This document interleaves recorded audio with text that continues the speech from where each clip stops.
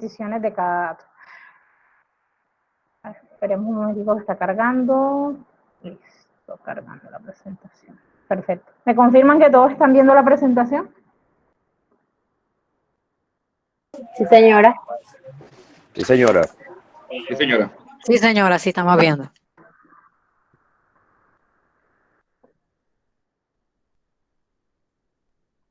Ok, dale un momento.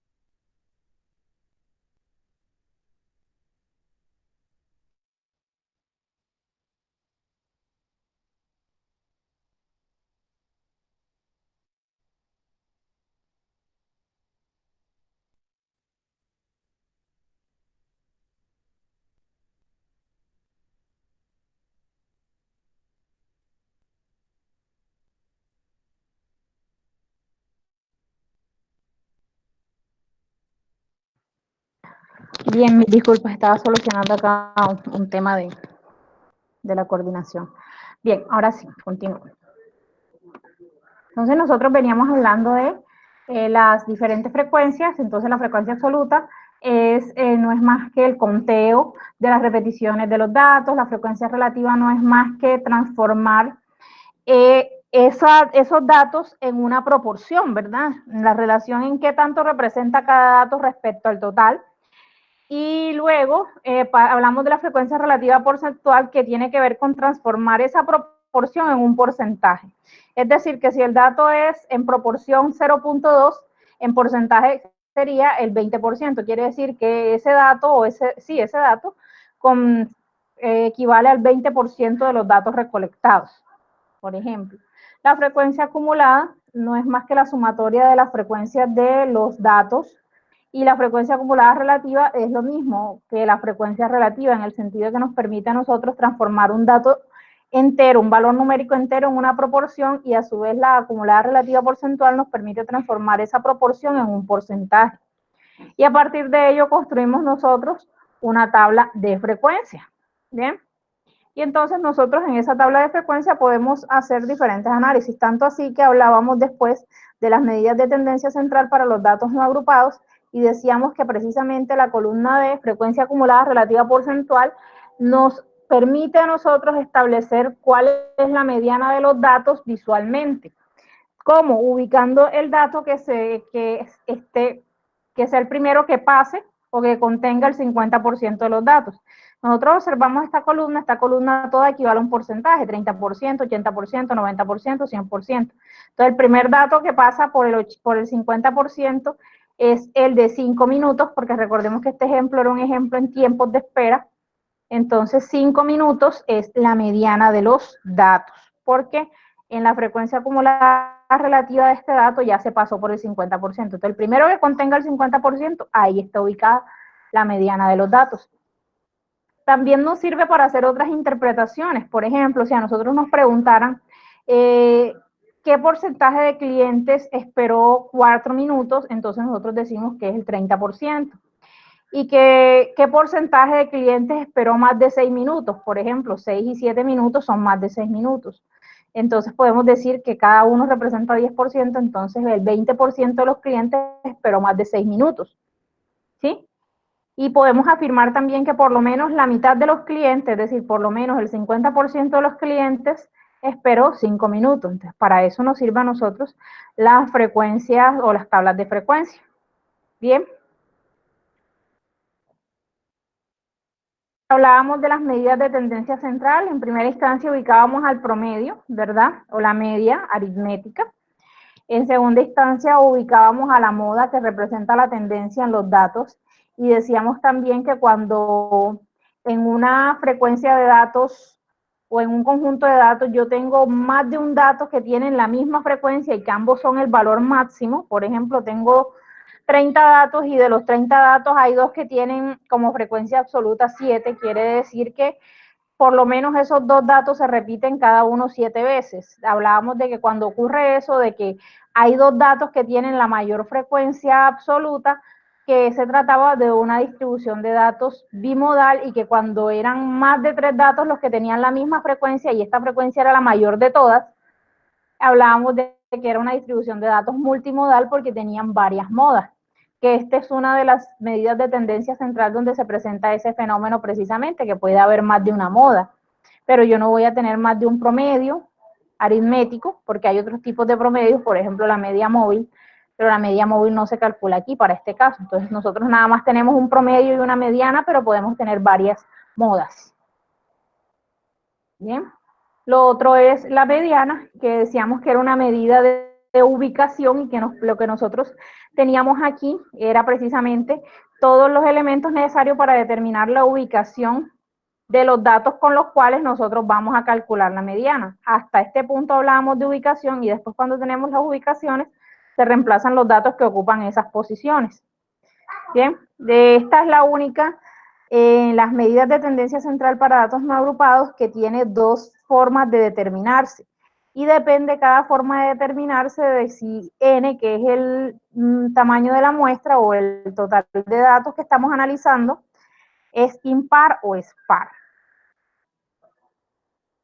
Bien. A nosotros nos falta analizar este puntico de aquí. ¿Alguna pregunta hasta aquí? Era un recorderis. Si de pronto en el paso de los días les surgió a ustedes algún interrogante, algo que deseen aclarar de esos aspectos que ya habíamos tratado.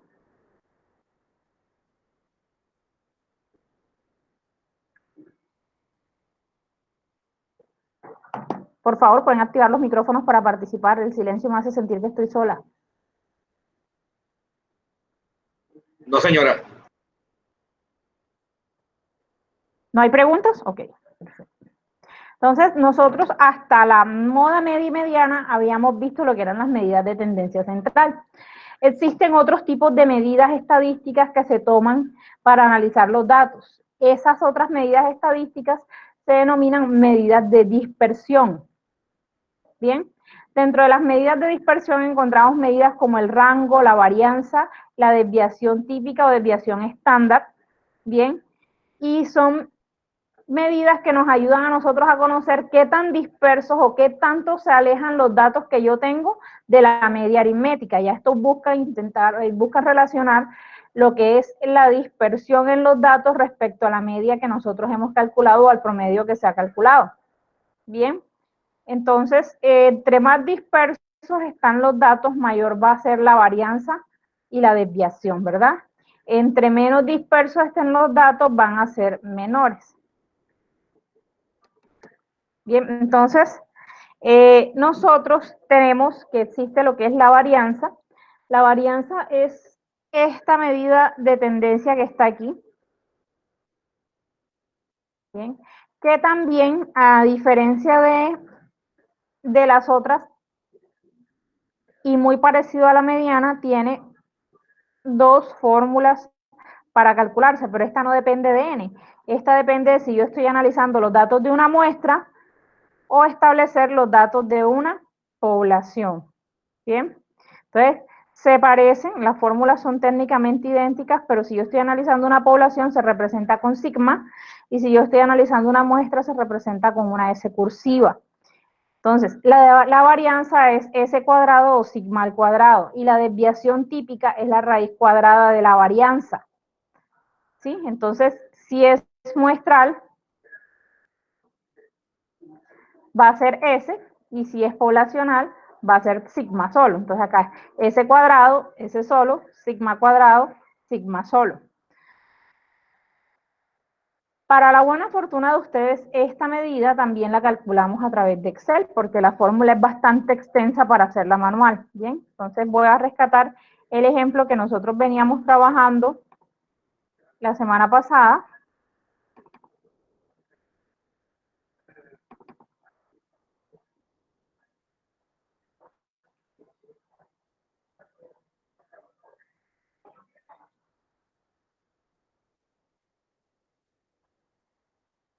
Y vamos a determinar eso. Bien. Entonces, ustedes se acuerdan que la semana pasada nosotros habíamos hecho el análisis del problema utilizando esta tablita, ¿verdad? Entonces, aquí mismo nosotros podemos calcular la varianza.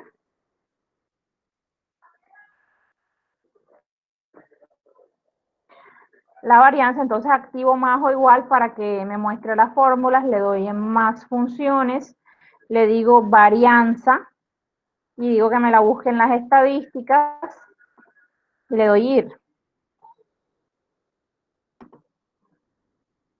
Aquí me va a mostrar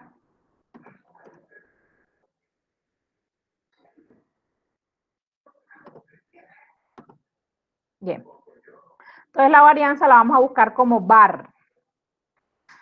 Pero si se dan cuenta aparecen varias var. Bien. Esta var que nosotros tenemos que está solita, si se dan cuenta en la nota, dice calcula la varianza de una muestra. Nosotros estamos manejando muestras de datos. Bien.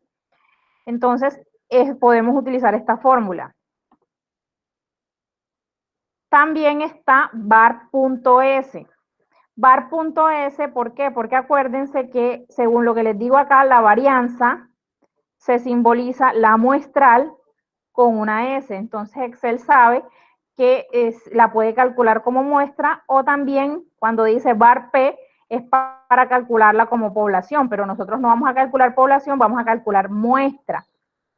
Ustedes pueden utilizar var o var.s para calcular la varianza de una muestra. Vamos a utilizar var.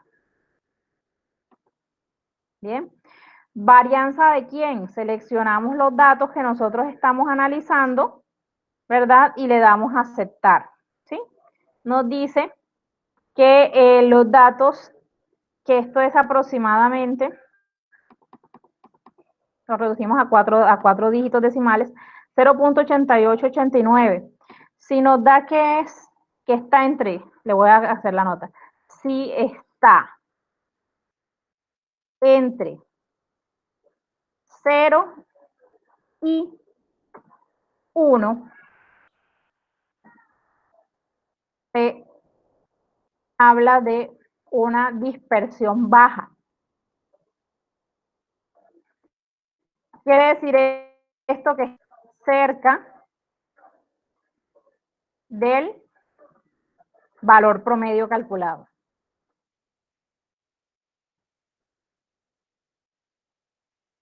Pero si a mí el valor de la varianza me diera mayor que 1, ya estoy hablando de una dispersión alta, estamos hablando de datos que se alejan mucho del promedio que se calculó.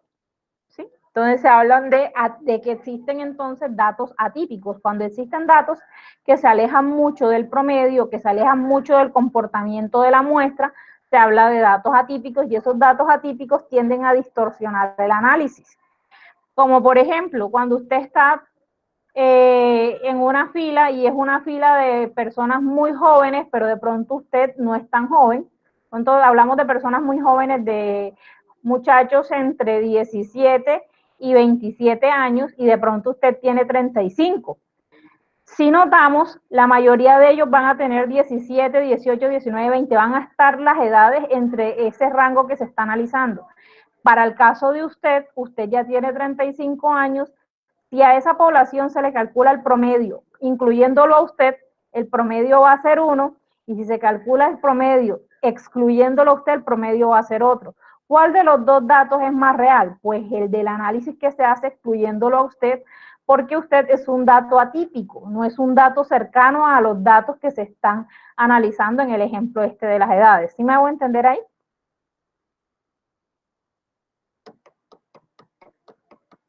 Señora.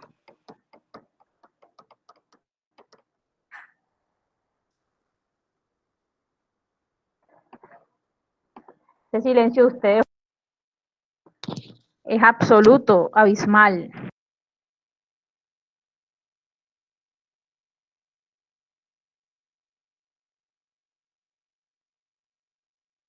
estamos viendo cómo hace las operaciones en Excel, no sé. Terrible.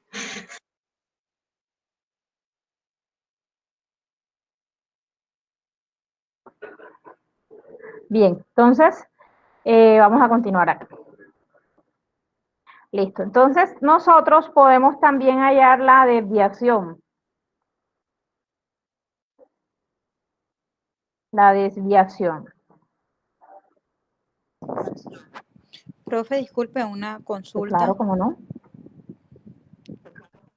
En la parte de varianza, usted, qué pena, ahí me perdí un poquito. ¿Qué datos utilizó usted para hacerlo de la varianza? Los mismos datos que estamos analizando acá, los de los tiempos del ejemplo pasado. Estoy trabajando sobre el ejemplo pasado, sí. Como Ok. para darle continuidad, para hacerle todo el proceso. Ok. Entonces, repito de pronto el cálculo de la varianza. Entonces, la varianza, nosotros activamos más o igual, nos vamos a más funciones, escribimos var, le decimos que la busque, la vamos a encontrar, tenemos dos opciones para calcular la varianza de una muestra, tenemos la que dice var var solita, o tenemos una que dice var.s. En ambos casos, ambas son para calcular la varianza dentro de una muestra. Bien, entonces nosotros utilizamos var solito y nos pide que digamos cuáles son los datos que vamos a analizar. Entonces nosotros seleccionamos acá donde están los datos ordenaditos y después le damos a aceptar, él nos da el valor. Decíamos que cómo se analiza esto, nosotros debemos tener en cuenta que como es una medida de dispersión y que busca establecer qué tan lejos van a moverse los datos respecto a un promedio, existen unos parámetros de interpretación. Entonces, la varianza va a estar bien en la medida en que el valor que me dé esté entre 0 y 1, ¿verdad? Si me da entre 0 y 1, significa que hay una dispersión baja y que los datos se encuentran moviéndose cerca del promedio que se calculó. Bien, pero si a nosotros nos da una varianza mayor a 1, ¿verdad? Quiere decir que ya estamos hablando de una dispersión media o alta. En ese caso, los datos se están alejando un poco del valor promedio calculado o se están alejando significativamente del valor promedio calculado. Bien. La otra medida que nosotros hallamos es la desviación. Hacemos lo mismo, más o igual para activar la barra de fórmulas. Nos vamos a más funciones, escribimos desviación y le damos que nos muestren dentro de las estadísticas la desviación. Si se dan cuenta, aparecen varias. Nosotros vamos a escoger la opción desves solo o desves.m. Igual que en la varianza, desves solo nos permite a nosotros calcular la desviación estándar de una muestra y desves.m también nos permite calcular la desviación estándar de una muestra. Bien, ya las otras opciones no las utilizamos porque las otras opciones tienen otro tipo de uso. Desves-P es para poblaciones, desves-A es para cuando dentro de una muestra hay valores lógicos que son falsos y yo los conozco, pero nosotros vamos a utilizar el desves solito. ¿Listo? Le damos a aceptar en desves solito y seleccionamos los datos que están siendo objeto de análisis y le damos a aceptar. Aquí la interpretación es la misma. Si está entre 0 y 1, se habla de una dispersión baja. Bien. Esto que está aquí, esta desviación, es lo mismo que haberle sacado raíz cuadrada a esto. Y vamos a hacer el ejercicio. Más raíz. Vamos a sacar la raíz. Bien.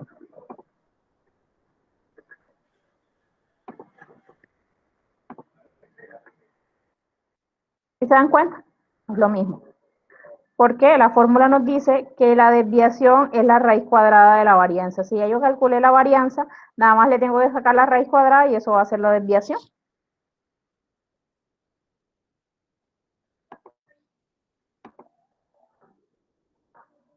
¿Estamos bien hasta aquí? Sí, señor. Sí, señor. ¿Alguna pregunta? Sí, profe, yo lo hice y me salieron 2 decimales más. ¿Por qué? ¿Eso no varía algo porque yo o es lo mismo? No. Lo que pasa es que, mira, observa la pantalla y yo le di clic ahorita aquí a estas opciones que tiene el menú de números, y en esto yo puedo reducir el número de decimales o ampliar el número de decimales. Entonces yo ahorita le di para reducir el número de decimales porque normalmente es prudente manejar de 2 a 4 cifras decimales. Recordemos que las cifras decimales son las que están después de la coma. Entonces yo puedo trabajar con 2 o 4 cifras decimales para que los valores o los cálculos que yo haga sean exactos. Igual eso no quiere decir que los números que no se están mostrando, Excel los está quitando, solo los está ocultando. El dato sigue siendo el mismo.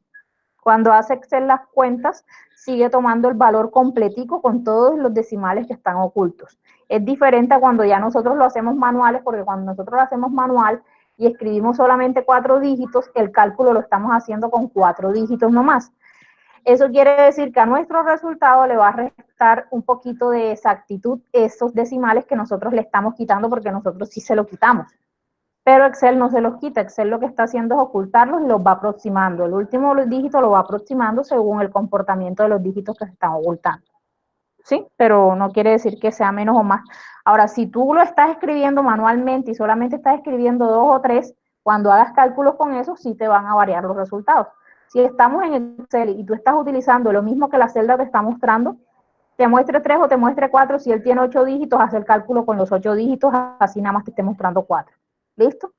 Siempre que no lo hayas escrito manualmente, que la entrada no sea manual. No es lo mismo tener, y te voy a hacer el ejemplo, mira. No es lo mismo tener esto, 0.9428, teniendo en cuenta que este es un cálculo que hizo Excel, a yo tener 0.9428 y haberlo escrito yo. Eso lo escribí yo. Excel no sabe qué más viene después de 0.9428. Entonces, si yo decidiera que a ambas celdas él me le va a mostrar los dígitos que están ocultos, para el caso del que yo escribí, Excel asume que llegaba hasta ahí y entonces me lo rellena de ceros.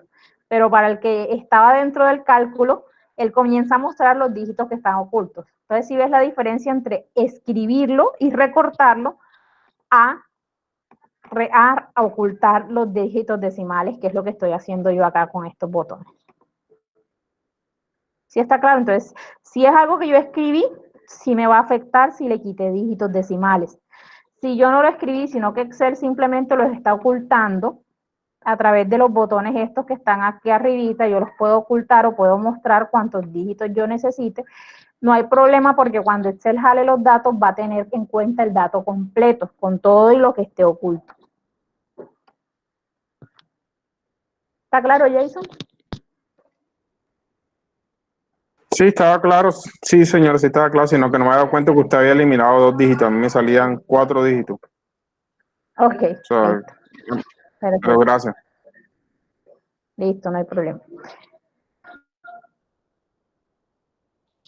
¿Vamos bien hasta acá? Listo, hasta este punto llega lo que es datos no agrupados. Bien, ahora vamos a pasar a lo que son datos agrupados. Entonces, hablamos de datos agrupados cuando nosotros tenemos más de 20 datos.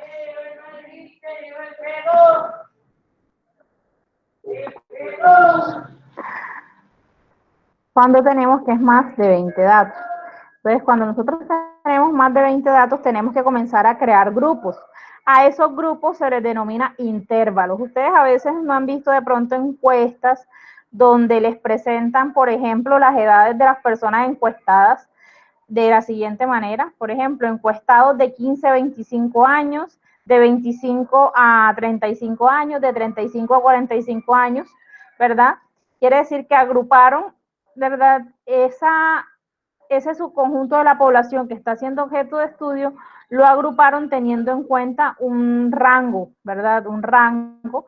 Y en este caso, el ejemplo que les estoy mencionando, están haciendo grupos de 10 años, es decir, que en ese intervalo va a representar es la cantidad de individuos que fueron encuestados cuyas edades están entre 25 y 35 años, cuyas edades están entre 35 y 45 años. ¿Qué característica tienen los grupos? Que los grupos tienen una conformación muy específica. Yo no voy a armar intervalos de forma arbitraria, porque eso les restaría soporte metodológico y precisión al análisis de datos que yo estoy haciendo. Porque hay gente que a conveniencia, cuando está analizando datos, establece el número de elementos que van a ser parte de cada grupo que yo arme o de cada intervalo. Pero eso puede representar algún tipo de problema cuando ya se estén analizando los datos, porque puede que haya algún tipo de imprecisión. Entonces nosotros lo que vamos a ver ahora son los pasos para nosotros analizar un conjunto de datos.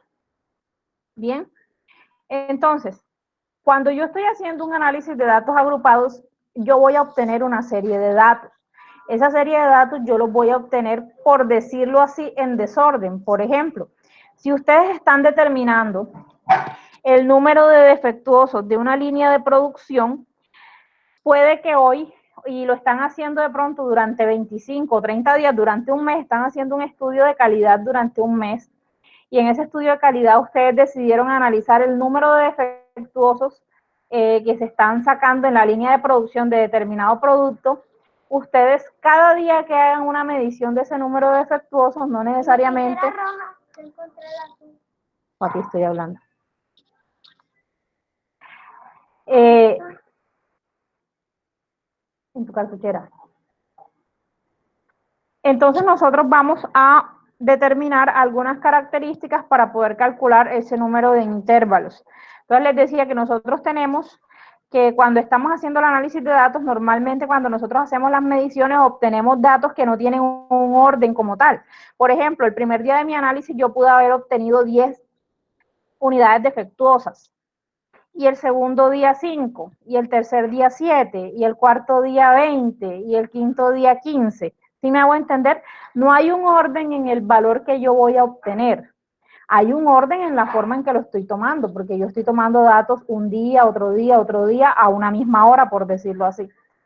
Pero los datos que estoy obteniendo no se encuentran organizados. Entonces ya después de que yo los he recibido, yo los consolido, y después de que los consolido, lo primero que debo hacer es organizarlos de forma ascendente.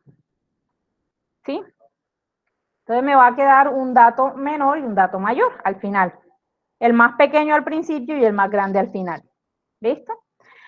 Yo debo tener en cuenta que van a haber datos que se van a repetir, no importa, yo los escribo. Si se repitió 3 veces, escribo 3 veces el que se repitió.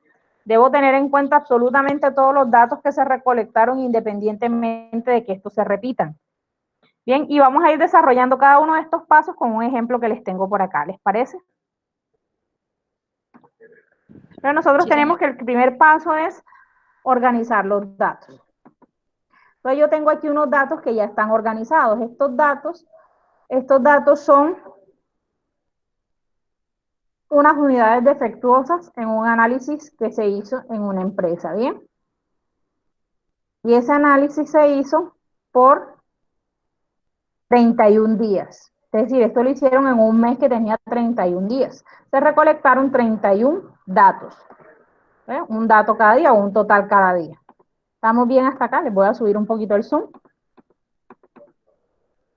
Vamos a insertarle aquí algo que diga unidades defectuosas de una línea de producción. ¿Bien? Entonces nosotros tenemos que estos datos corresponden a unas unidades defectuosas que se encontraron en una línea de producción.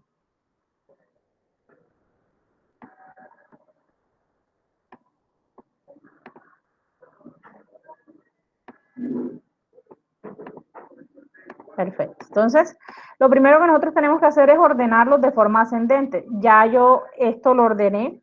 Y tenemos que el dato menor es 2 y el dato mayor es 90. Quiere decir que en determinados días, ¿sí?, hubo entre 2 y 90 unidades defectuosas en esa línea de producción. En este momento no estamos analizando las causas, simplemente vamos a analizar cuantitativamente, en términos de frecuencia, ese comportamiento de unidades defectuosas. ¿Bien? Después, haciendo uso de herramientas estadísticas de carácter administrativo, nosotros podremos analizar las causas posibles de esta variación significativa entre número de unidades defectuosas. ¿Por qué pasar unos días de 2 unidades defectuosas a 90? Debe estar pasando algo en esa línea de producción y las causas pueden ser atribuibles, sea a la mano de obra, a la maquinaria, al método que se está utilizando en la producción, a las mediciones que se están llevando a cabo, a alguna variable ambiental o de medio ambiente, a los materiales, ¿sí? Pueden haber diferentes causas y yo tendría que analizarlas, ¿verdad? Entonces, ahora mismo simplemente vamos a hacer un análisis cuantitativo. Entonces, primer paso, organizar los datos. Ya tenemos los datos organizados de forma ascendente. Después esto dice, determinar el número de clases. El número de clases se representa con la letra C. ¿Qué es la C? La C es el número de intervalos que nosotros vamos a armar. Es decir, que cuando nosotros calculamos C, lo que vamos a determinar es cuántos intervalos se van a tener. Bien, hay una regla que nosotros debemos tener en cuenta, que dice que nosotros debemos redondear el valor al entero más cercano siguiente. Bien, entonces aquí hay que tener cuidado con el tema de la aproximación. Yo debo tener en cuenta que la C siempre se debe redondear al entero más cercano siguiente. Entonces vamos a calcularle C a este que está aquí. Pero ¿cómo es la fórmula de C? C nos dice que es 1 más 3.3 logaritmo de n. Este logaritmo es un logaritmo en base 10. No se ve ahí, pero matemáticamente se sabe que un logaritmo cuando está expresado sin un subíndice, la base del logaritmo es 10. Recuerden que en matemática hay operaciones que están relacionadas. En este caso el logaritmo está relacionado directamente con la potenciación y la radicación. Es decir, potencia, radicación y logaritmación son operaciones recíprocas. De la una yo puedo llegar a la otra. Tienen los mismos elementos, tienen una base y tienen una potencia. En este caso el logaritmo busca determinar a partir de la potencia y la base, ¿sí? A partir de la potencia y la base, el exponente. Bien. Entonces, nosotros lo que hacemos es escribir esa fórmula acá y decimos C es igual a activo, y me toca escribir la fórmula, escribir el activo igual y digo que es 1 más 3,3, porque recuerden que para Excel el punto genera errores. Nosotros debemos tener en cuenta que en Excel se entiende que la coma es decimal. La coma para Excel es decimal. Nosotros escribimos normalmente el decimal con punto, pero para Excel el decimal se escribe con una coma. Entonces ténganlo en cuenta para cuando vayan a escribir sus fórmulas. Por se representa con el asterisco. Y como ya yo activé la escritura de las fórmulas, yo me voy acá a más funciones y busco la que se llama log, que es el logaritmo. Y busco el log que está solito, ¿verdad? Entonces yo le digo cuál es el número. Él me dice que es n. Ah, pero yo todavía no he escrito n. Vamos a suponer que n está aquí arriba. Entonces, ¿cuánto es el n de este? Dijimos que eran 31 datos.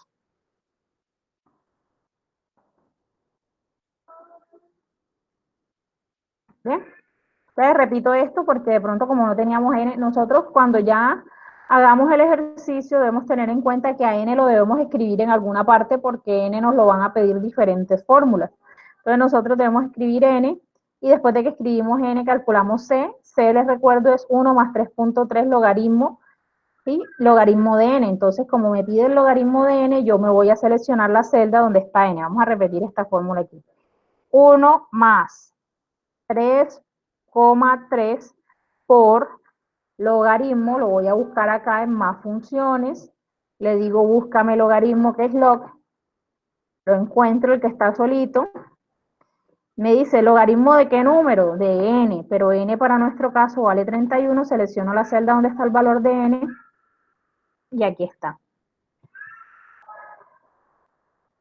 Aproximarlo al entero más siguiente. ¿Cuál es el número entero más cercano a 5.9? 6. 6. Entonces escribimos aquí al lado 6, que esto equivale a 6. ¿Listo? ¿Vamos bien hasta acá? Sí, señora.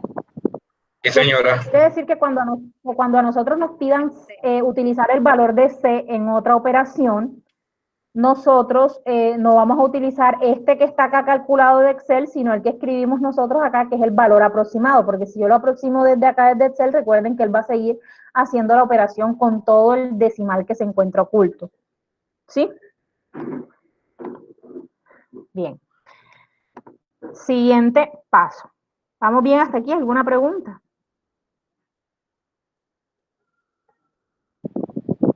No, señora. No, señora. Muy bien. Vamos bien. Siguiente paso. Determinar el rango. El rango es la distancia entre el dato mayor y el dato menor. Por eso es importante tener organizados los datos, porque ya con los datos organizados, yo sé dónde está el dato mayor y sé dónde está el dato menor, y es simplemente cuestión de hacer una resta. ¿Bien? Entonces, nosotros vamos a calcular el rango. El rango se simboliza con R mayúscula y es el dato mayor. Entonces yo activo la fórmula con más o igual y me voy a la celda donde está escrito el dato mayor, ¿verdad? Menos el dato menor, me voy a la celda donde está escrito el dato menor. ¿Listo? Entonces el rango es 88. Quiere decir que hay una distancia de 88 datos entre el mayor y el menor.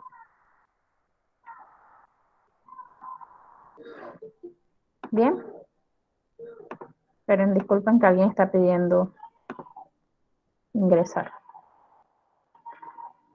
Listo. ¿Estamos bien con el rango?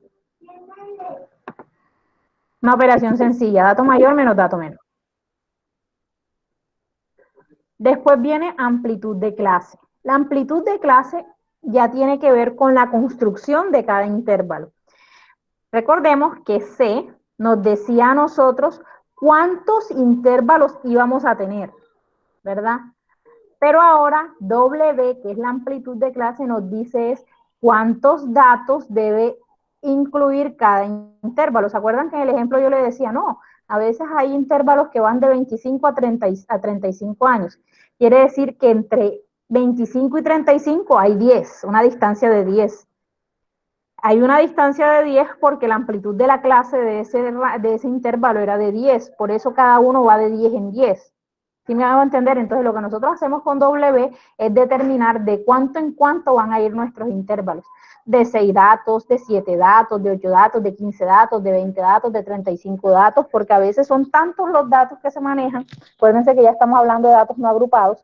Ya son tantos los datos que se manejan que a veces un solo intervalo puede estar conteniendo muchísimos datos. Bien, entonces determinamos la amplitud de la clase y la amplitud de clase se identifica con W, bien, y se calcula haciendo la división entre el valor de R, o sea, el rango, y el valor de C, que es el número de clases. Bien, entonces nosotros nos vamos acá y escribimos W, que es amplitud de clase, es igual al valor de R, que es este que tenemos aquí, entre el valor de C, pero el valor de C que escribimos teniendo en cuenta la aproximación. Tengan en cuenta que W dice se debe redondear al entero más cercano. Ya este no hace la salvedad de que tiene que ser necesariamente el siguiente, como pasaba en la C. En la C dice al entero más cercano siguiente. Mientras que acá dices al entero más cercano, es decir, al que esté más cerca, sea el menor o sea el mayor, pero el que esté más cerca. Para nuestro caso, ¿de quién está más cerca? 14.66. ¿De 14 o de 15? De 15. De 15. 15. Sí, señor, entonces W es 15. ¿Qué quiere decir esto? C nos dice que vamos a tener 6 intervalos. Y W nos dice que vamos a tener 15 datos en cada intervalo. ¿Estamos bien hasta aquí? Profe, disculpe, ¿podría repetir cómo hizo el último? ¿El W? No lo entendí muy bien. Sí, por favor, el W. El W, la fórmula te dice que es R, o sea, el rango que calculaste sobre el valor de C. Entonces, nosotros nos vamos acá y escribimos más el valor de R, que es este 88 que está aquí, entre el valor de C, pero no tomamos el valor de C que calculamos, sino el que escribimos teniendo en cuenta la aproximación. Bien. Ahora sí, Mari. Sí, sí, señora. Gracias. Listo. Entonces, estábamos interpretando. Entonces, C nos decía que vamos a tener 6 intervalos y W nos dice que dentro de cada intervalo va a haber una distancia de 15 datos. Bien. Entonces, el siguiente paso es construir los intervalos. Pues, ¿qué hacemos nosotros? Ya en la construcción de intervalos, nosotros comenzamos a construir la tabla de frecuencia. Entonces, lo primero que nosotros colocamos es el número de clases. ¿Cuántas clases vamos a tener o cuántos intervalos vamos a tener? 6, según lo que nos dice C. 1, 2, 3, 4, 5 y 6. ¿Bien? Y aquí vamos a colocar los intervalos.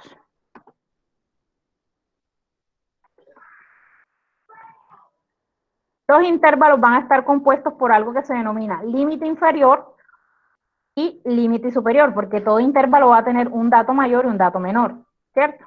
Como cuando yo digo, un intervalo que va de 15 a 35 años, el límite inferior es 15 y el límite superior es 35. ¿Listo? Entonces lo que nosotros vamos a determinar aquí es cuáles van a ser esos límites, ¿verdad? ¿Cuáles van a ser esos límites dentro de los intervalos? ¿Bien? Bien, entonces, ¿cómo inician los intervalos? El primer intervalo debe iniciar necesariamente con el dato menor. ¿El dato menor es cuál? 2. Entonces colocamos 2.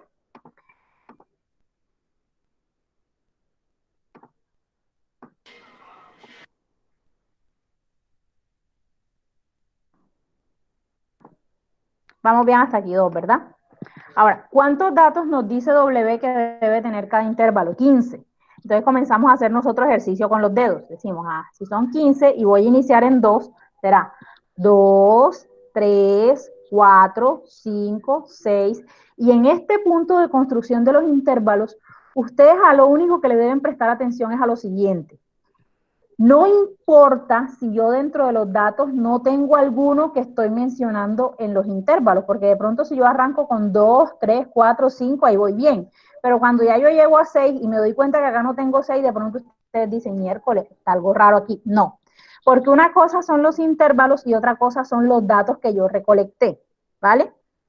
Estos datos que yo recolecté, yo los voy a utilizar después en la tabla de frecuencia. Ahora mismo, para construir los intervalos, lo único que yo debo tener en cuenta es que el primer intervalo va a iniciar, o el límite inferior del primer intervalo va a ser el dato menor, y que el último intervalo que yo construya debe tener o debe incluir dentro de él el último dato. Es decir, el último intervalo debe pasar por el 90 o tener como límite el 90. ¿Sí me hice entender?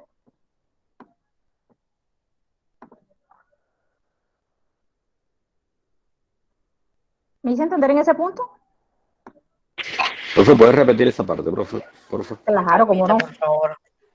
Miren, cuando estamos construyendo los intervalos, nosotros a los únicos datos de los que tenemos aquí que le vamos a prestar atención son al primero, al menor, y al último, el mayor. ¿Listo? ¿Cómo debo tenerlos presentes? El primer dato va a corresponder siempre con el límite inferior de la primera clase o del primer intervalo. ¿Sí? Es decir, siempre el límite inferior va a ser el número menor, el primer límite inferior. ¿Listo? Y siempre el límite superior, que en nuestro caso es 90, siempre el límite superior debe estar dentro de lo que especifique el último intervalo. Por ejemplo, aquí adentro, aquí me debería quedar, por decirle un ejemplo, un intervalo que diga que diga 86, 101, por decirlo así. Entre 86 y 101 está el 90. Sí. Sí. No. Sí está. Eso es lo que Sí. yo debo tener en cuenta. Que cuando yo construya el último intervalo, me tiene que quedar dentro el último dato. Si no, está malo el ejercicio. No, que me dio el último intervalo y el último intervalo me quedó, por ejemplo, 65, 89. Ahí hay un problema. Porque entonces, ¿dentro de qué intervalo voy a contar el 90 que tengo ahí? ¿Sí me hago entender? Por eso les decía que a los dos únicos datos que a nosotros le prestamos atención mientras estamos construyendo los intervalos es al primero, porque debe estar en el primer intervalo, y al último, porque debe estar en el último intervalo, sea dentro del intervalo o sea como límite superior del intervalo. Por ejemplo, que me haya quedado así, 65 y 90, ¿contiene al 90? Sí, claro, es el límite superior.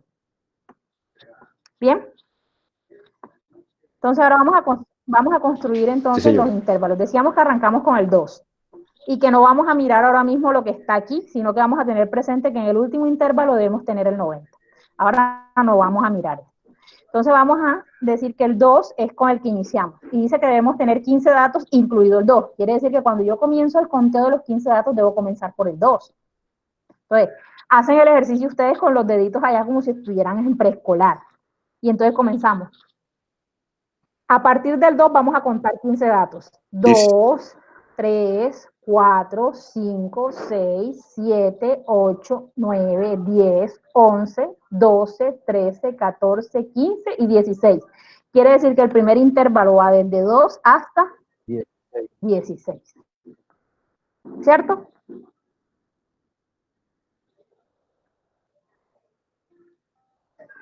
¿Hicieron el ejercicio allá con los deditos? ¿O les consigo los granitos de maíz? Sí, señora. Yo sí lo hice con el dedo. Los dedotes. Bueno, entonces, el siguiente intervalo, entonces si ya este terminó en 16, el siguiente intervalo arranca en 17. Y cuéntenme, a partir de 17 van a contar 15 datos. 17, 18, a ver hasta dónde les llega. 31. ¿Le llegó hasta? 31. 31, profe. 32. 31. ¿A quién le llegó hasta 32? Pilar como que tiene un dedo de más, profe. Yo creo. Entonces el otro arranca en 32. Luciano. 46. 46. 46. 46, sí, señora. Sí. Y entonces el otro arranca en 47. 62. 61. 62. 62. 61, creo. 61. 61. Sí, 61. Otro que tiene 61, un dedo de profe. más. Yo no tengo dedos.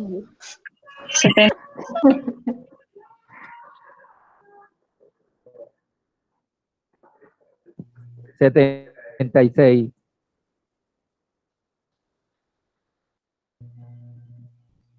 76.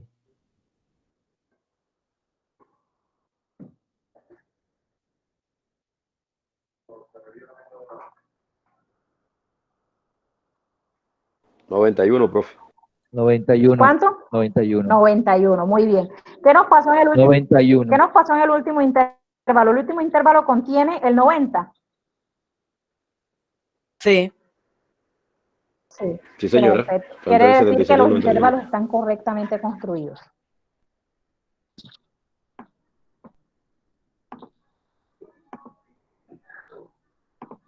¿Vamos bien hasta acá?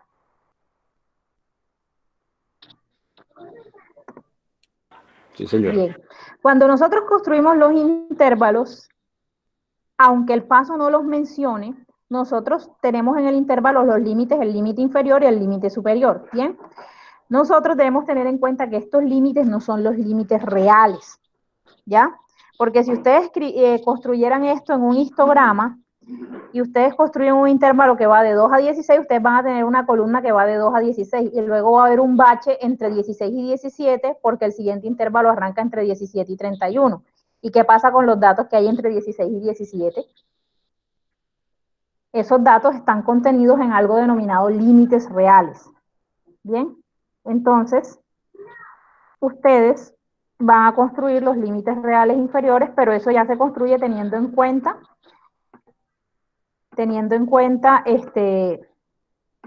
los límites que ya identificamos. Es decir, los intervalos que ya construimos, nosotros le vamos a determinar los límites reales inferior y superior, que son los que hacen que un intervalo colinde con otro intervalo, por decirlo así.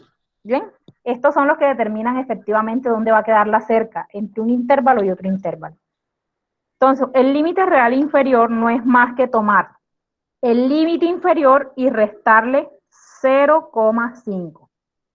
¿Bien? Y el límite real superior no es más que tomar el intervalo superior y en este caso sumarle 0,5. Entonces al inferior le quito y al superior le sumo. ¿Bien? ¿Está claro eso? Para el Excel yo tengo que hacer la misma operación con todos, entonces arrastro simplemente la operación. Observen algo. El límite real superior de cada intervalo va a coincidir con el límite real inferior del intervalo siguiente. Observen, en el primer intervalo, el límite real superior es 16.5 y en el segundo intervalo, el límite real inferior es 16.5. Quiere decir que ellos se unen en 16.5.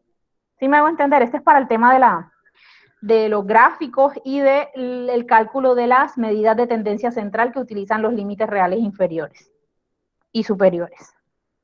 ¿Bien? Entonces, al límite real inferior se calcula tomando el valor del límite inferior y restándole 0.5, y el límite real superior se calcula tomando el límite superior y sumándole 0.5. Entonces le voy a colocar entre paréntesis esa formulita aquí, que es LS más 0,5.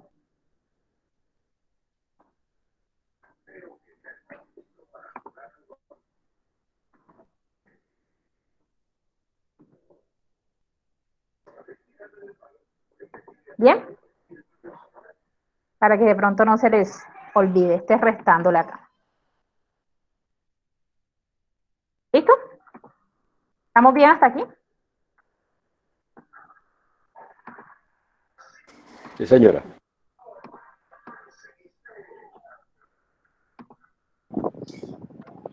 Profe, disculpe, la verdad no entendí muy bien lo de la parte donde saca el 1.5, el 16.5. Ok. Les estaba diciendo que nosotros calculamos los intervalos. Los intervalos son los límites, como quien dice, estadísticamente correctos, ¿verdad? Pero cuando hablamos ya de ubicación, existe algo que se denomina límites reales. Los límites, estos son límites estadísticos, estos son límites reales. Los límites reales son aquellos que nos permiten a nosotros hallar la conexión entre un intervalo y otro dentro de una distribución de datos. Lo que les decía ahorita. El primer intervalo va de 2 a 16, ¿cierto? Y el segundo intervalo va de 17 a 31. Recuerden que nosotros no solamente podemos analizar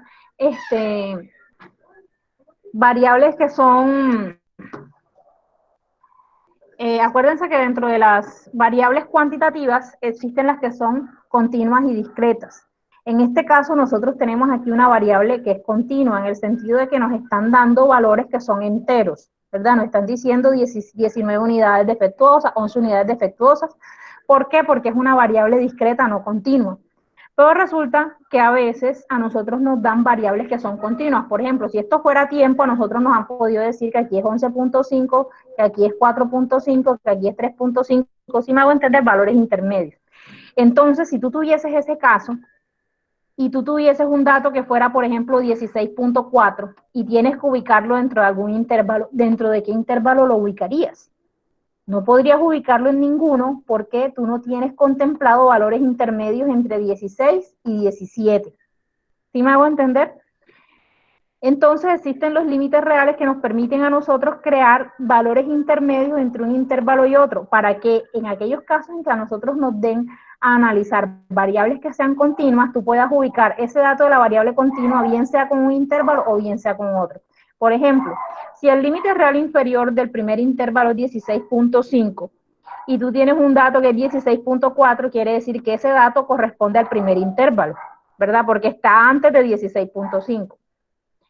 Pero si tú tuvieses un dato que es 16.7, ya 16.7 no pertenecería al primer intervalo, sino al segundo, porque el segundo intervalo inicia realmente en 16.5. Y tú tienes un dato que es 16.7, entonces estaría dentro de este intervalo. Ahora, ¿cómo se calcula? Una vez yo tengo ya los límites inferior y superior, yo procedo a calcular los límites reales. Los límites reales no son más que tomar el dato que ya yo tengo aquí, este límite inferior, y restarle 0.5, por eso les anoté aquí encima la fórmula. Entonces, a 2 le resto 0.5 y me da 1.5. Bien, y eso mismo hago con todos los límites que están acá. A todos les calculo el límite real inferior. Por eso yo les decía que yo puedo arrastrar la operación y me da lo mismo. Me va a hacer la misma operación. A cada uno me le va a restar 0.5. Si te das cuenta, 17 menos 0.5 es 16.5. 32 menos 0.5 es 31.5 y así sucesivamente. ¿Cómo calculo el límite real superior? El límite real superior no es más que tomar el límite superior que ya yo calculé y sumarle 0.5. Entonces a 16 le sumo 0.5, me da 16.5. A 31 le sumo 0.5 y me da 31.5. 46 le sumo 0.5 y me da 46.5. Les decía que notaran que siempre el límite real superior de una clase va a coincidir con el límite real inferior de la clase siguiente, porque en ese punto es que se une, es como la frontera entre un intervalo y otro. Ahora sí, Pili. Sí, señora, muchas gracias. ¿Los demás tienen alguna duda, alguna preguntita?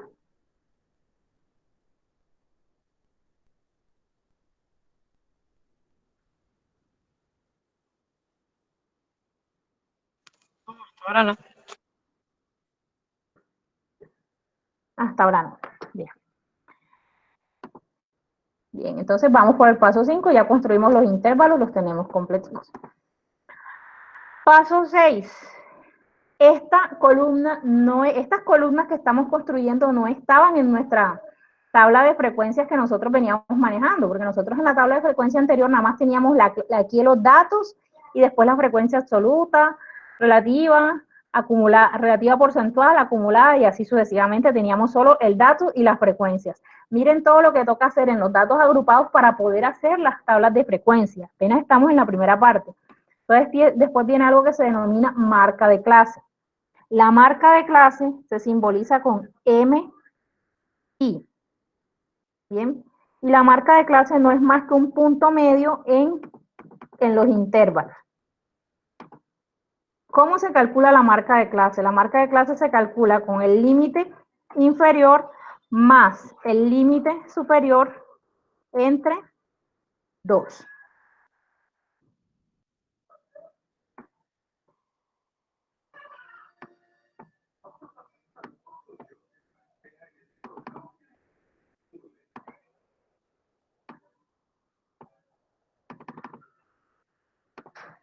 Bien. Entonces, ¿cuál es el límite inferior? Este que yo tengo aquí. ¿Cuál es el límite superior? Este que yo tengo aquí. Quiere decir que lo sumo y los divido entre 2. Más o igual, y selecciono la celda donde está el límite inferior, más la celda donde está el límite superior, y eso lo divido entre 2, porque eso me dice la fórmula. Nos dice que la marca de clase del primer intervalo es 9, y así sucesivamente va a ir pasando. Si ustedes se dan cuenta, entre cada marca de clase hay una distancia de 15 datos. De 9 a 24 hay 15 datos. De 24 a 39 hay 15 datos. De 39 a 54 hay 15 datos. Y así sucesivamente. ¿Por qué? Porque debe coincidir con la amplitud de los datos que nosotros estamos manejando. ¿Esto qué quiere decir? Que nuestros datos van de 15 en 15.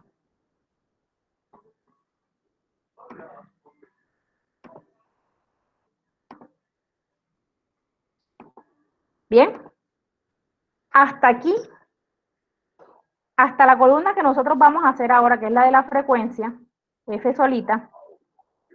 ¿Se acuerdan cuál era esta? Esta es la frecuencia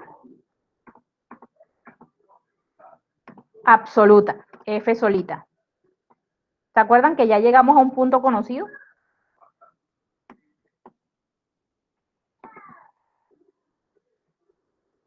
Y de aquí en adelante vienen las otras frecuencias.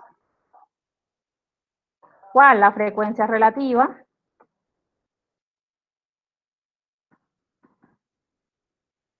Bien. La frecuencia relativa porcentual. La frecuencia acumulada.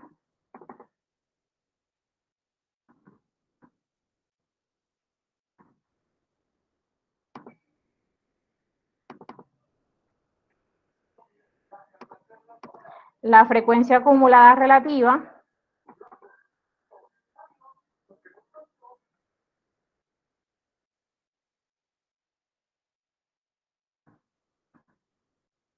Y la frecuencia acumulada relativa porcentual.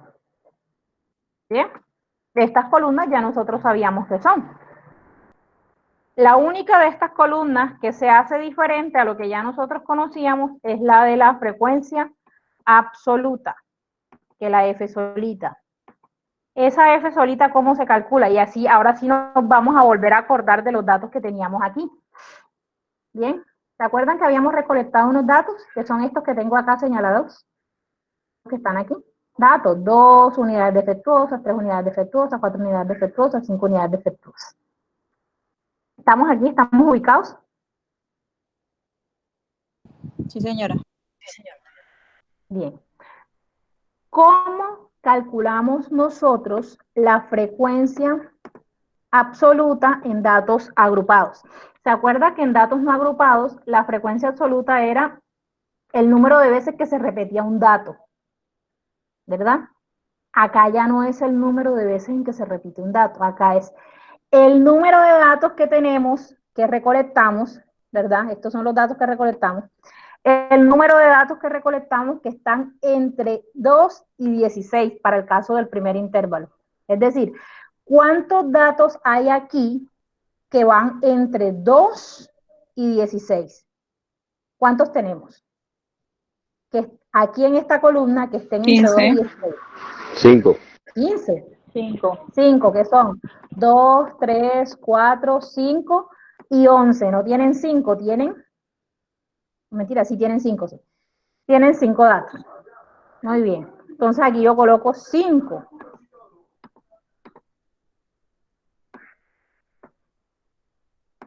¿Vamos bien? ¿A quién no le quedó claro de dónde salió ese 5? Porfi, repite.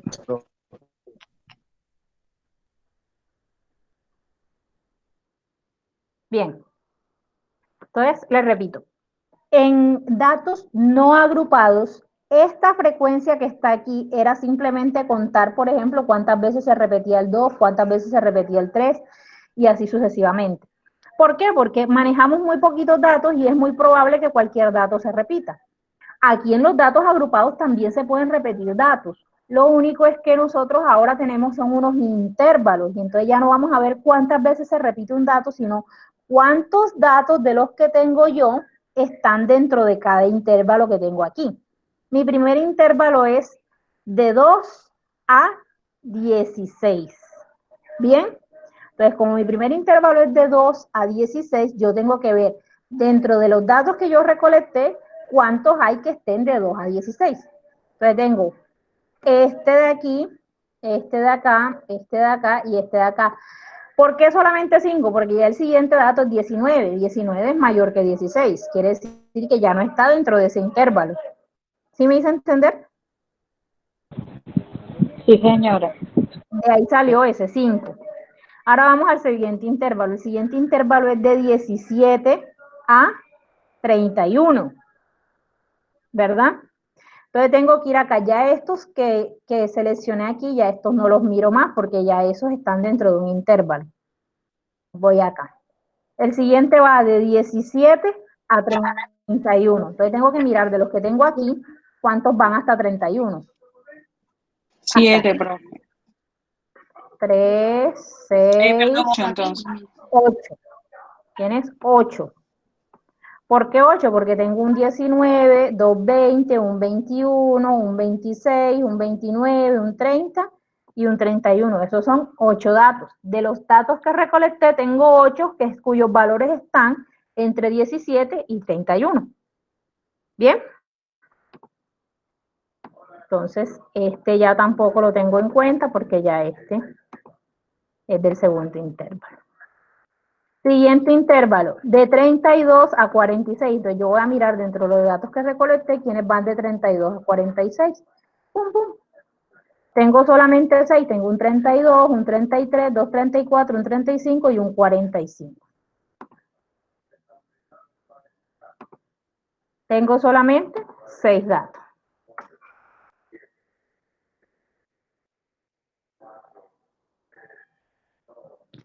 ¿Vamos bien hasta aquí? ¿Alguien tiene duda de dónde están saliendo estos números que estoy colocando acá en la frecuencia absoluta? ¿No? No, señora. ¿Seguros? ¿No está No, segura? señora.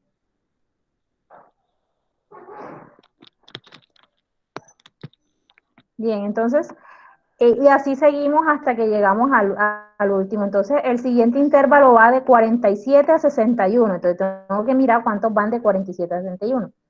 El 50, hasta aquí.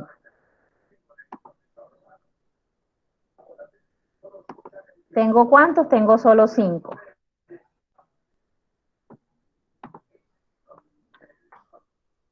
¿Listo? El siguiente intervalo va de 62 a 76.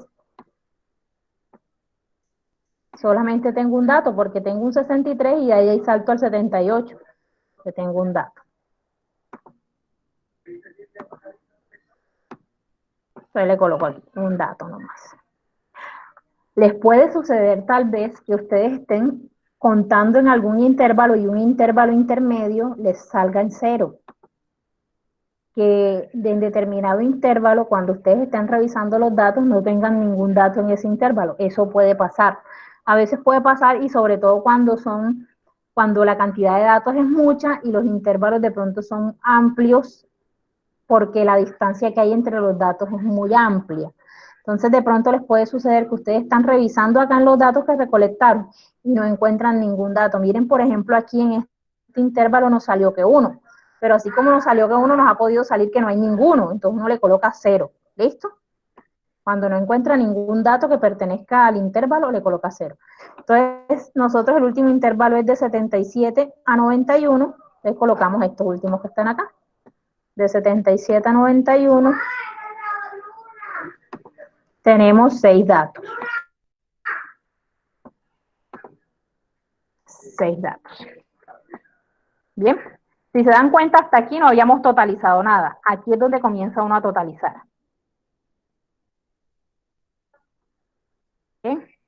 ¿Cuánto nos debe dar el total de la frecuencia absoluta?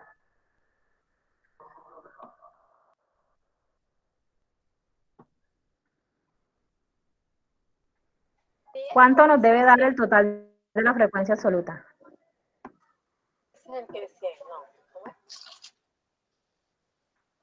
¿Quién está hablando por allá lejos? 1. 1, no. ¿Cuánto nos debe dar el total de la frecuencia absoluta?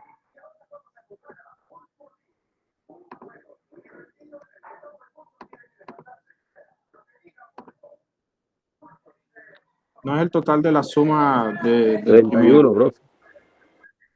31. ¿Y 31 es 31. qué, Anderson? Es la La suma. sumatoria de todos los datos, profe. No, no es la sumatoria de todos los datos, es el total de los datos, porque si yo sumo esos datos no me da 31. Sí, señor. Es el total de los datos recolectados, no la sumatoria, porque si yo hablara de la sumatoria sería sumar todo esto que yo tengo aquí. ¿Sí me va a entender? Sumar esto. Y nada más hagámoslo aquí por autosuma. El total de esto, o la sumatoria de esos, es 1284. ¿Sí? Entonces, el total de la frecuencia absoluta es el número de datos que se recolectó. ¿Bien? Entonces vamos a verificar si esto está correcto, nos debe dar 31. Exacto, 31. ¿Bien?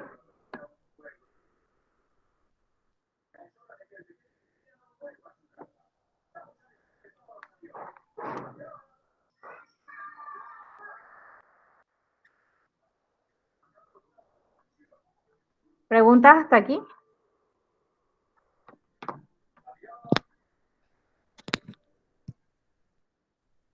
No, señora.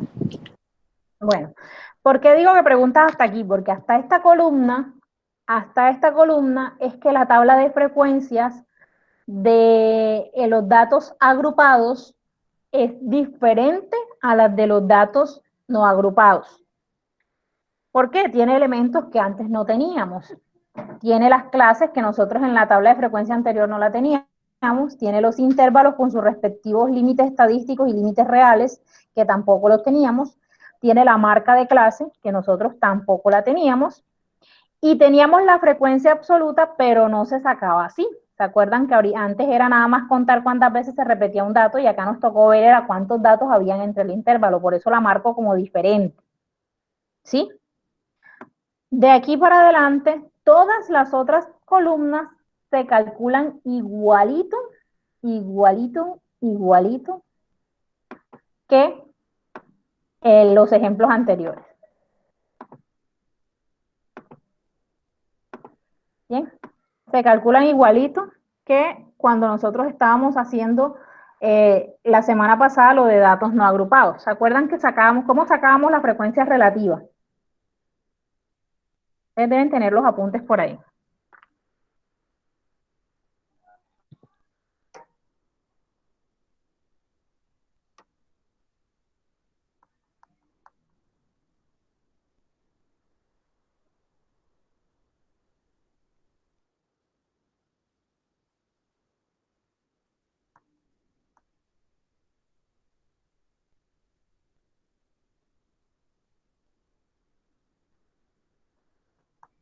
Díganme, ¿cómo se calcula?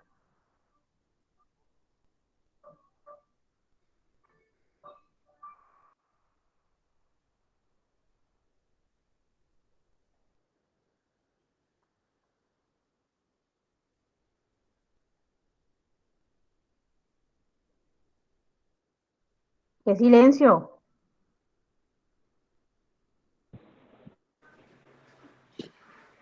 Frecuencia relativa es igual a frecuencia entre n. Muy bien. Eso quiere decir, Jason, que qué datos debo tomar de aquí. Debo dividir qué cosa.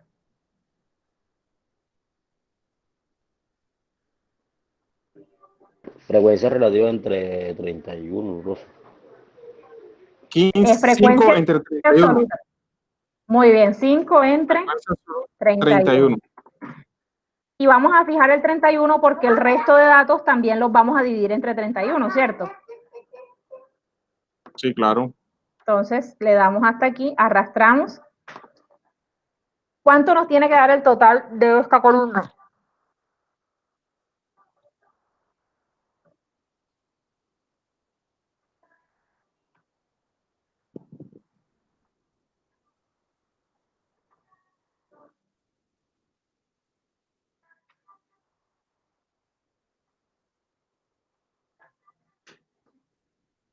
¿Cuánto nos debe dar esta columna?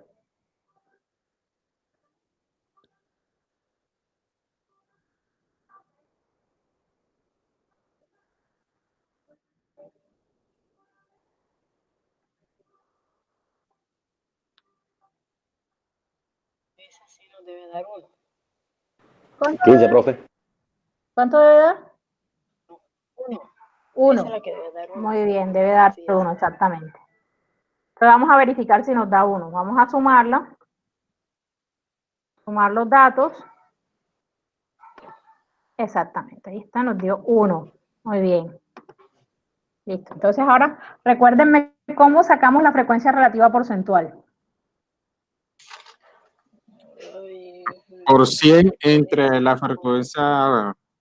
No, frecuencia relativa porcentual. Esta que está aquí, FR por ciento, ¿cómo se saca? ay, F,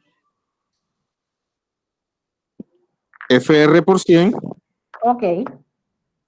O sea que debo tomar este dato que está aquí al lado y multiplicarla por 100. Por 100. Sí, lo arrastro.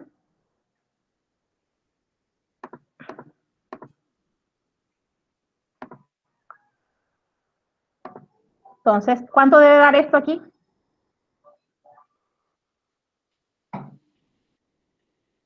100. 100, muy bien. Entonces vamos a verificar si nos da 100. Muy bien.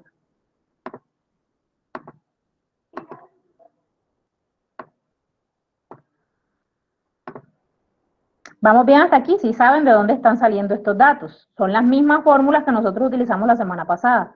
FR o frecuencia relativa no es más que coger la frecuencia absoluta y dividirla entre el total o entre n. Y FR por ciento no es más que tomar FR y multiplicarlo por 100. Ahora, la frecuencia acumulada, ¿qué era?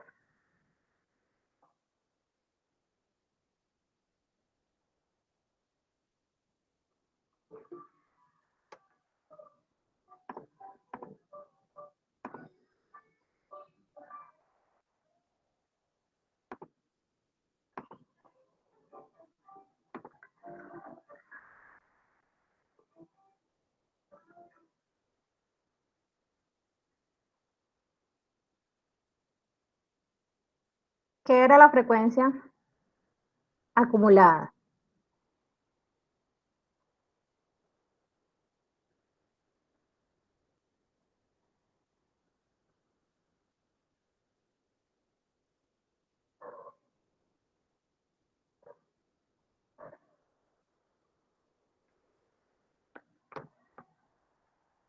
¿Nada? Se las recuerdo. La frecuencia acumulada, presten atención, no es más que tomar el dato de la frecuencia absoluta y sumarlo con los datos anteriores. El primer dato, como no tiene dato anterior, queda igualito, 5, ¿cierto? Entonces el siguiente será el dato de mi frecuencia con la frecuencia anterior, sería 8 más 5. Si yo lo hiciera a través de fórmulas en Excel, esta fórmula fuera, la primera si lo escribo, la primera sería que me tome el dato que se encuentra acá en la frecuencia absoluta. Y la segunda fila ya sería diferente, sería que me tome el dato que esté aquí más el dato que esté acá. Y a partir de ahí lo arrastro.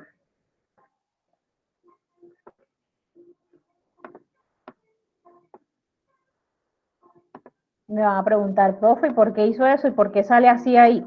Porque resulta que es así. Nosotros, cuando nosotros tenemos, por ejemplo, si yo sé que este es mi dato anterior y este que está aquí es mi dato actual, entonces la frecuencia acumulada es el dato actual más el dato anterior.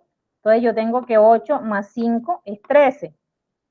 Entonces ya cuando voy a hacer el siguiente es mi dato actual menos todo más todo lo anterior, pero yo sé que todo lo anterior está sumado aquí en este que ya yo acumulé.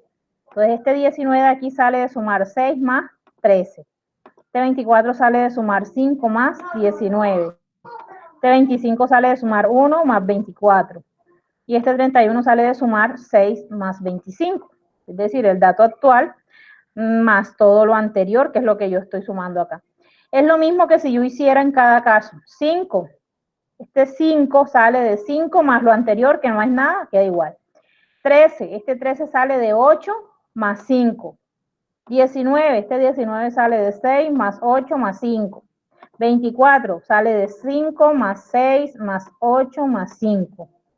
25 sale de 1 más 5 más 6 más 8 más 5. Pero si yo sé que en el dato que yo tengo arriba ya sumé todo lo anterior, ¿para qué volver a sumar todo lo anterior? Simplemente sumo lo actual con todo lo anterior y por eso es que les digo que la fórmula puede ser esa. La fórmula es este dato que está aquí más el anterior, desde la segunda desde el segundo intervalo.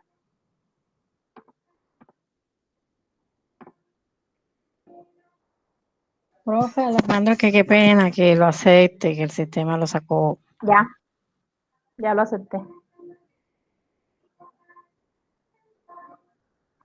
Lo que pasa es que cuando uno está en estas videos, en Meet desde el celular, a veces cuando uno le da atrás, se sale. Entonces, tengo que estar pendiente de no darle atrás de pronto mucho, porque lo que hace es salirse, abandonar la reunión. Ya me ha pasado a mí, tranquilos. ¿Vamos bien hasta acá?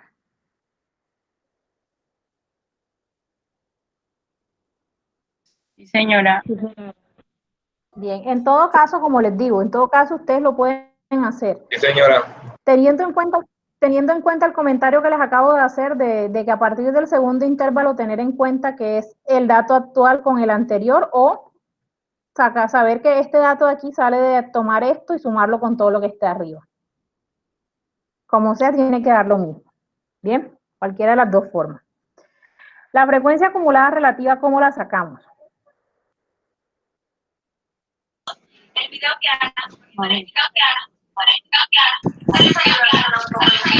la frecuencia absoluta dividida entre 31. Exacto, ese dato que tenemos aquí al lado, la frecuencia acumulada dividida entre 31 o entre el total. Sería más entre 31, y fijamos el 31 porque sabemos que todos los demás lo vamos a dividir entre 31, entonces lo fijamos con ese 4. Arrastramos.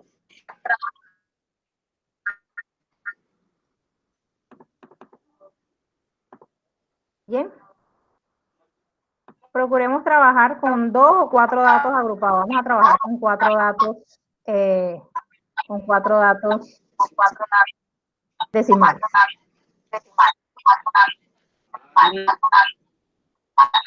Por favor, desactiven los micrófonos porque se viene un eco. Gracias. Bien, entonces miren que nos dio 1 enseguida. Bien. En la frecuencia acumulada relativa porcentual, entonces, ¿cómo se saca?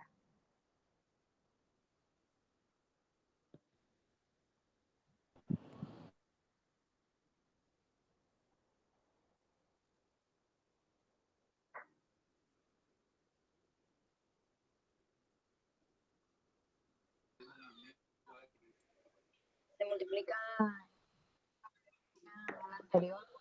Se multiplica que like se escucha lejos, así como si tú estuvieras en tu casa y yo en la mía. Profe, más frecuencia acumulada relativa por 100. Acumulada por 100, sí. Ok, por 100, muy bien.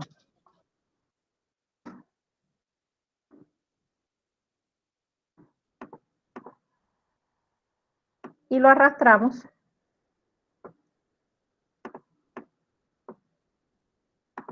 Listo, hemos terminado la tabla de frecuencia. Entonces, si se dan cuenta, esto no es complejo, esto es de ser muy procedimental, ir paso a paso.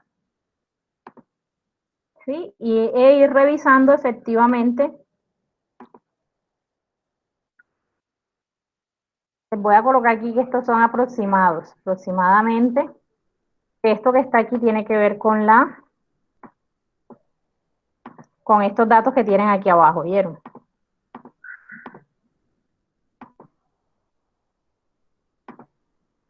Colocamos ahí porque son aproximadamente. 5.92 es aproximadamente 6. 4.66 es aproximadamente, 14.66 es aproximadamente 15. Y así sucesivamente. Bien, entonces si se dan cuenta, esto como les digo, no es complejo porque en realidad no es complejo. Esto es de ser muy procedimental, de tener mucho cuidado, por eso es que se habla de que la estadística descriptiva es muy metódica. Muy metódica porque uno tiene que seguir el paso a paso que hay para poder transformar los datos que se recolectaron en datos para análisis, porque miren que pasamos de tener estos datos a tener todos estos datos que son para análisis. ¿Para análisis de qué? De las medidas. Nosotros mañana vamos a ver cómo a partir de estos datos que están aquí se calcula la moda, la media y la mediana de estos datos, la varianza y la desviación estándar. Que ya son fórmulas un poquito más complejas que las fórmulas que veníamos trabajando en datos no agrupados. Entonces mañana ya vamos a ver la Profe, media. disculpe, ¿puedo ver la tabla completa? Es que se Sí, me cayó claro. ahorita el sistema. Gracias. Está la tabla Usted nos va a completa. colaborar. ¿Cómo? Profe, Usted nos va a colaborar. Que si les voy a mandar la tabla. Sí, yo se las mando ahora por el Excel, por el WhatsApp. Listo. Gracias, profe. Mari, aquí está la tabla, ¿la ves? Sí, señora, gracias. Es que me ha sacado 2 veces porque el internet está Inestable. como lento hoy. Sí, señora. Sí, así ha estado por todos lados.